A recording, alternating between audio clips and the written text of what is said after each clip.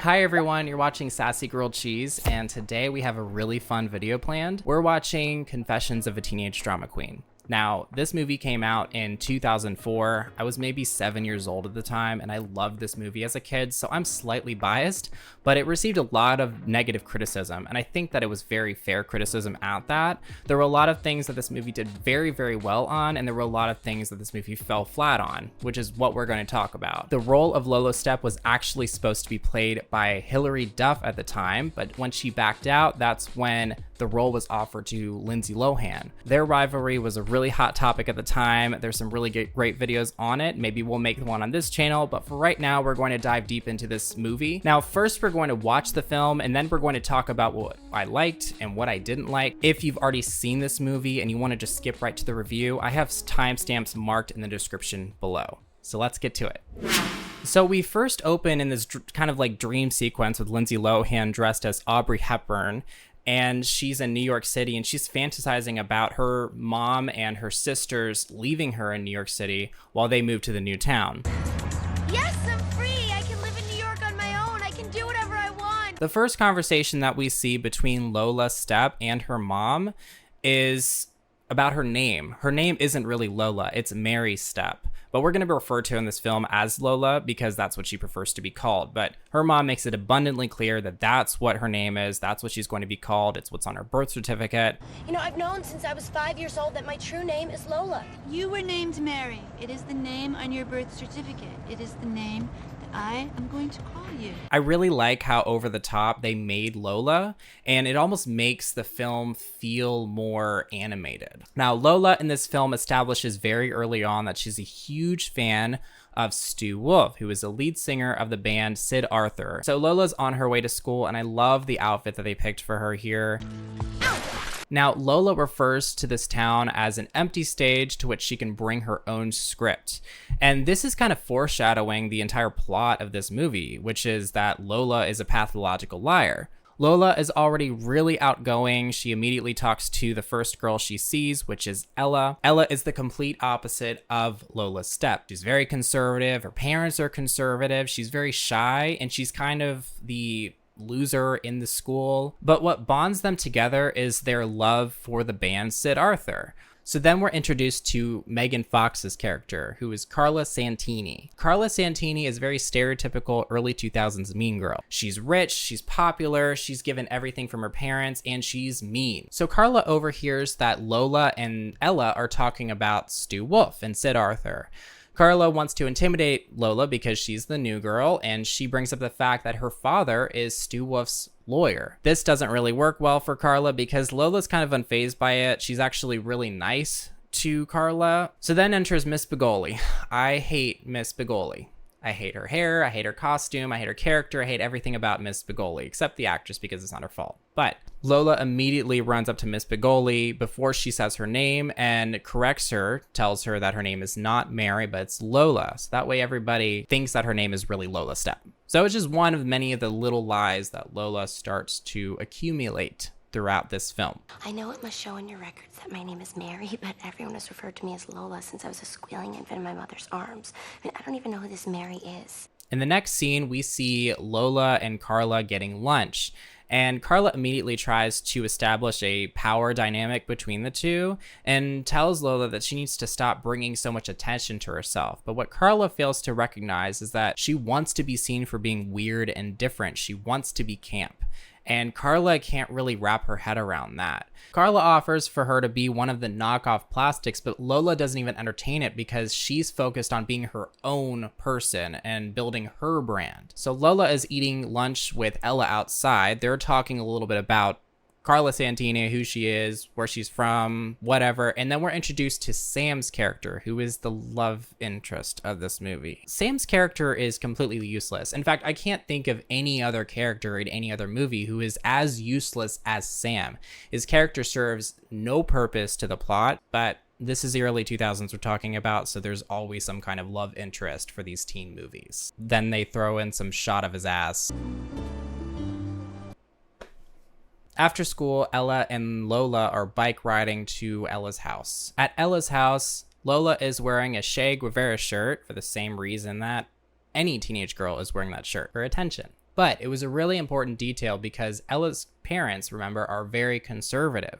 So when Ella's mom walks into the room, she's immediately looking Lola up and down at exactly what she's wearing. Lola makes a comment that insinuates that her mom is kind of a hippie, and Ella's mom is immediately judging her for that. So Lola's upset, she storms off. Ella explains that the reason why her mom is judgmental is because she saw her mom in the supermarket wearing dirty overalls with chopsticks in her hair. She also mentions that her mom is a single mom with 3 kids, and that is a problem to Ella's mom for some reason. So Lola puts together this elaborate lie to paint a better picture about her family values and her mom being a single mom with 3 kids. She makes up a story about her dad dying in a tragic motorcycle accident, and in doing so, she throws in some really over-the-top details, which becomes a recurring theme in the film. Suddenly.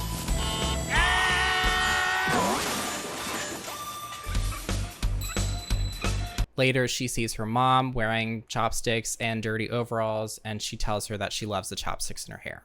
I thought it was a sweet moment.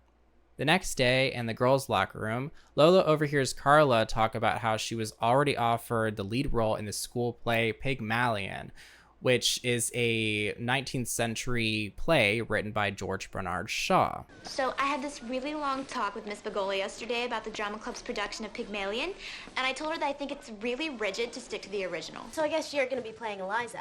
Well, of course, I've already got the part. So Lola is devastated that Carla was already given the role of Eliza.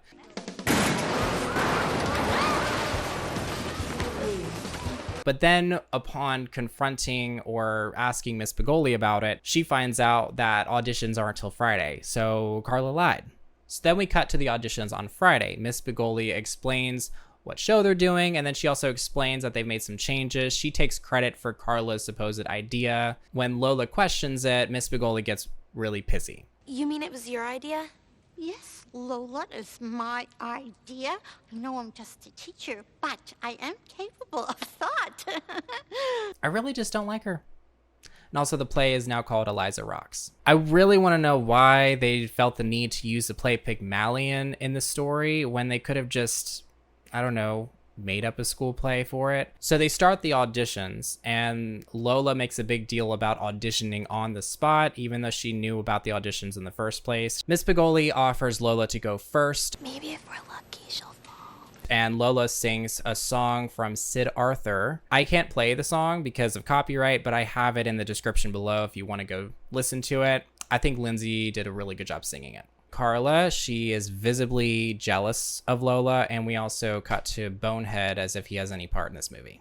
The next scene is where they found out who got the big part. We get this sequence of Lindsay and Carla racing over to the bulletin board to find out who got the part of Eliza.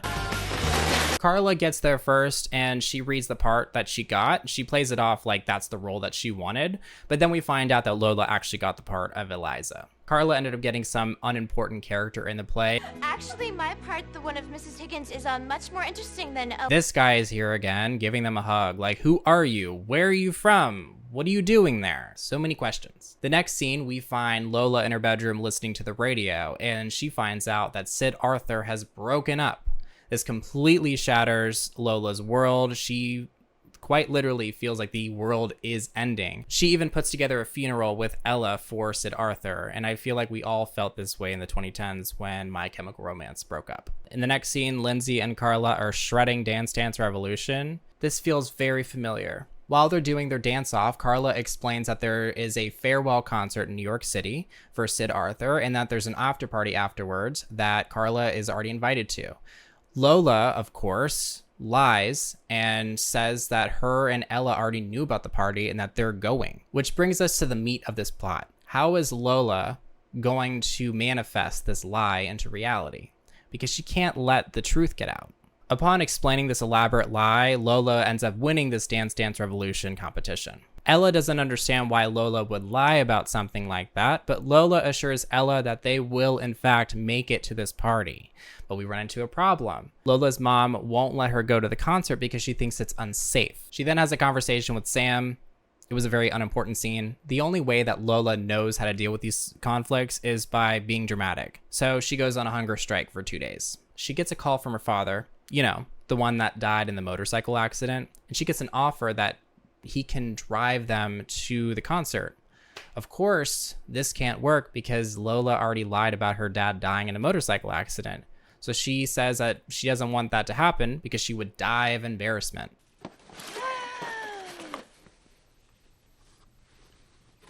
Ella has this character shift and decides that she's absolutely going to go to this party with Lola, and she even says it directly to Carla Santini.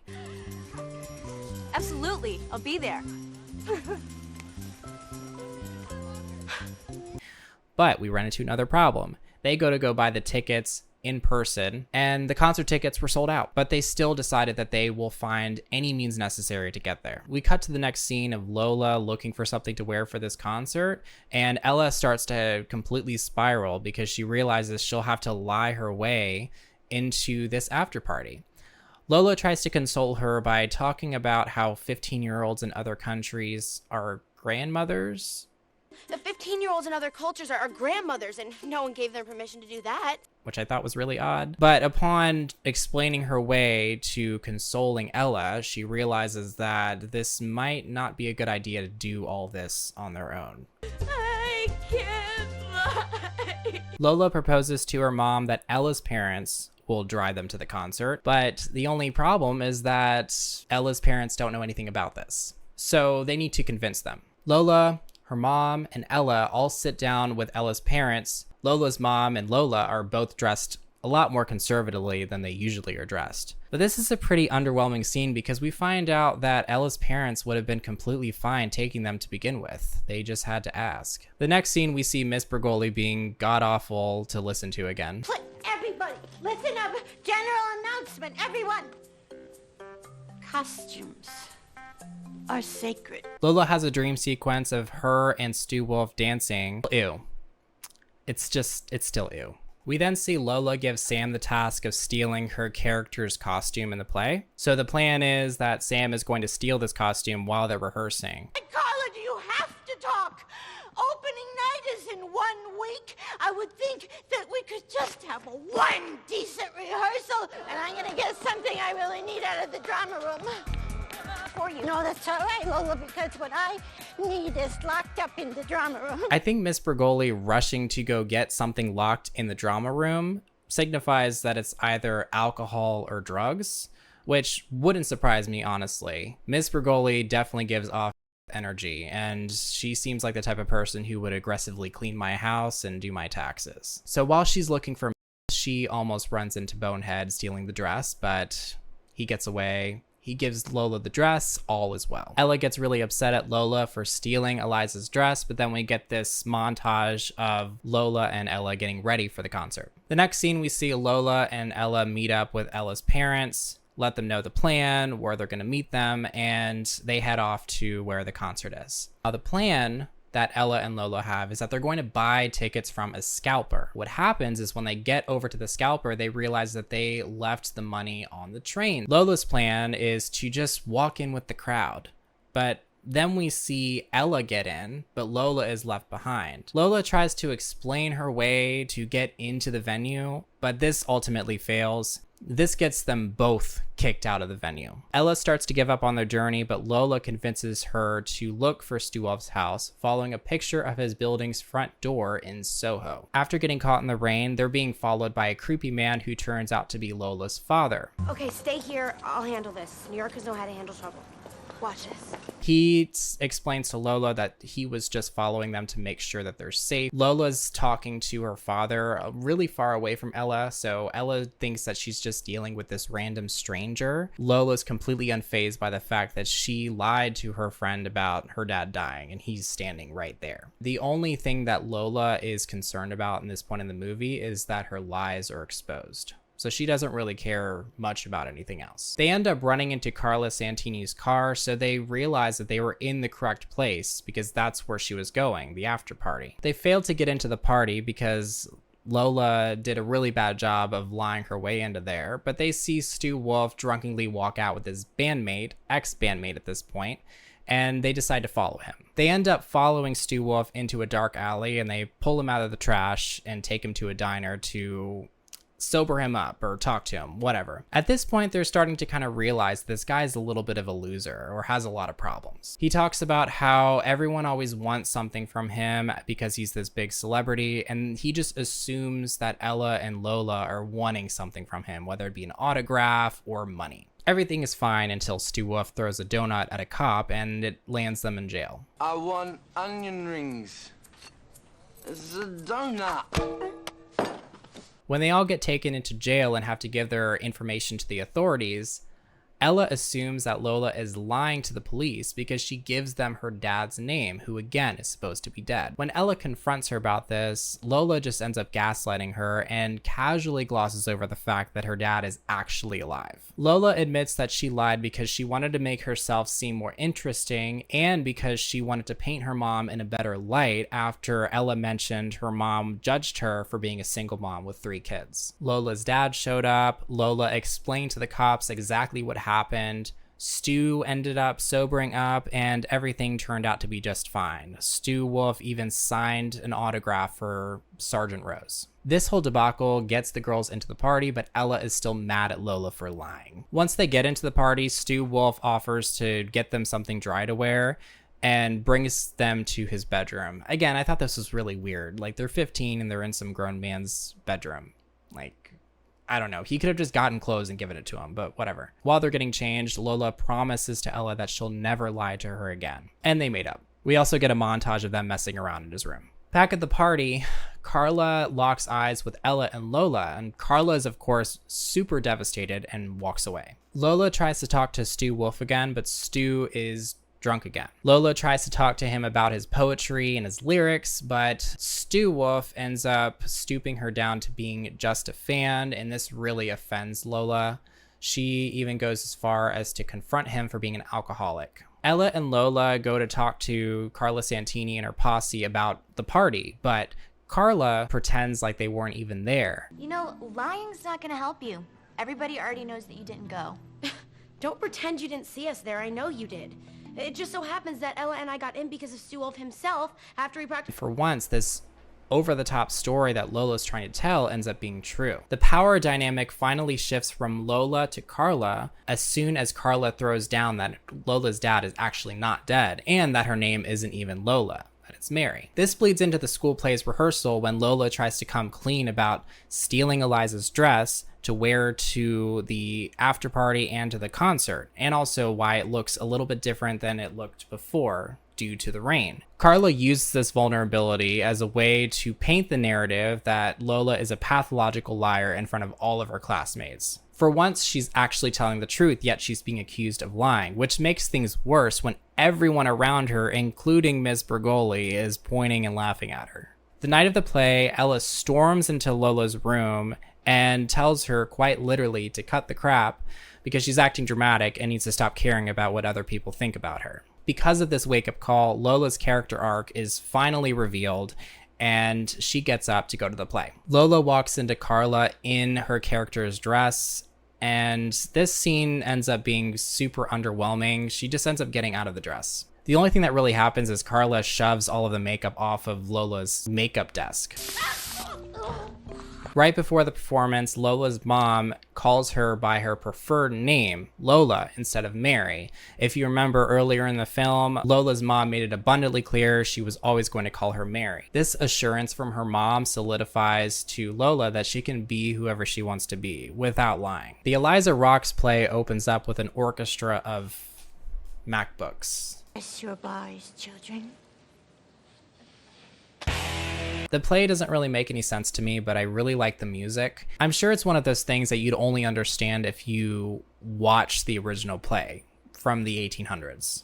Eliza's dress is revealed. I feel like this was a really iconic moment in the movie. The show ends with a really iconic Lindsay Lohan number that I encourage everybody to go check out. We get to the epilogue of the story where there's a cast party going on at Carla Santini's house. Stu Wolf shows up to the party, but to Carla's surprise, he's there to see Lola to give her back her necklace that she left at the party. This proves to everyone that Lola was actually telling the truth for once. Because of this, Carla is now the one who's painted as the liar. Carla falls into a fountain, but Lola decides to be the bigger person and help her up. Stu admits that he is in rehab for alcohol, and then we get this weird romantic tension between the two of them, especially when they start dancing. I feel like this could have not happened in the movie. This was really weird. And then Stu Wolf turns into Sam, which y'all know what I think about Sam.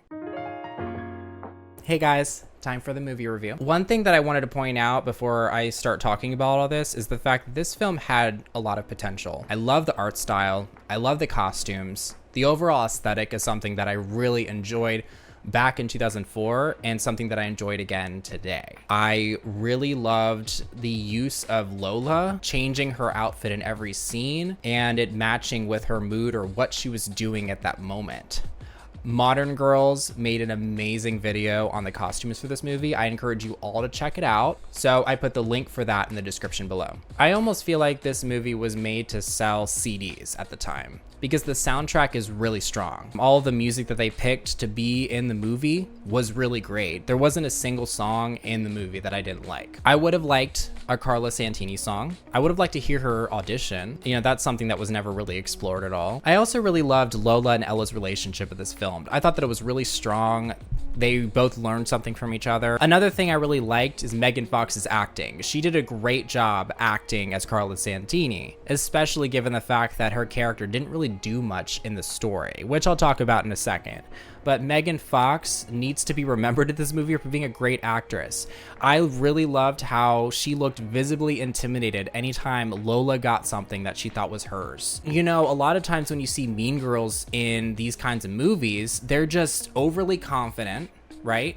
And I didn't really see that in this film. I didn't see Carla Santini as this evil mean girl like Regina George, for instance. I saw Carla Santini to be just as insecure as Lola was, but they should have used that more. They should have given Carla Santini more dimension, which leads me into the first thing I didn't like about this film is the fact that they had such an opportunity with Megan Fox to create an amazing character and they just didn't. Every mean thing that Carla Santini did was worthless to the plot. It didn't lead anywhere. The audition, right? I mean, we didn't even see Carla Santini's audition, so I couldn't even judge whether or not she was a better fit for Eliza Doolittle. When we get to the play, you know, we see Carla Santini in the Eliza dress, but she's only in it for 5 seconds because Lola shows up and she's just told to get out of the costume anyways. Why couldn't we have had a scene where Carla locks Lola in one of the classrooms or something during the performance and she shows up as Eliza? I don't know. I mean, just something that tells me that Carla's actually a mean girl. I just feel like Carla Santini was robbed of her moment. She didn't have a moment in this movie.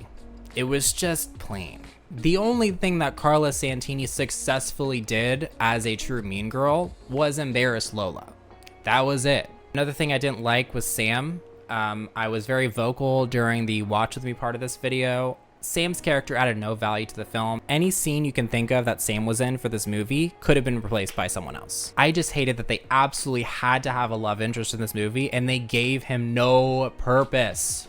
If they were going to add Sam in there, they should have brought him along to the concert or did something other than just throw him in the background. The Stu Wolf and Lola relationship was super weird. I don't think they should have had them dancing together. They had this weird romantic tension at the end of the film that I already discussed, and their just relationship was weird. I didn't like it at all. Lola and Ella are supposed to be 15. That just wasn't okay with me. It wasn't okay then, and it wasn't okay now. Should you watch this film? Absolutely. It's super fun. If you haven't seen it, go watch it. The music's fun. The outfits are fun.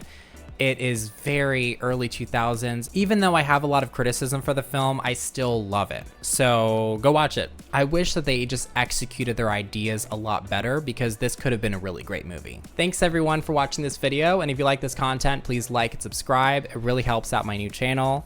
If you have a movie that you'd like for me to review, please leave it in the comments, but we'll see you in the next one. Bye.